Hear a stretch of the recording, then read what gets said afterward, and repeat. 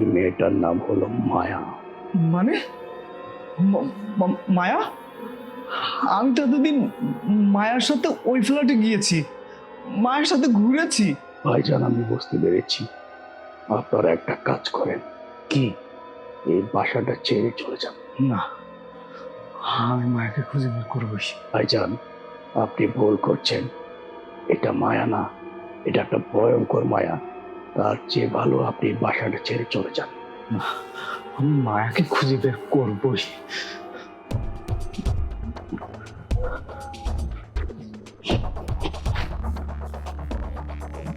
বুঝতে পেরেছি, আপনার হাতে আর খুব বেশি দিন সময় নাই।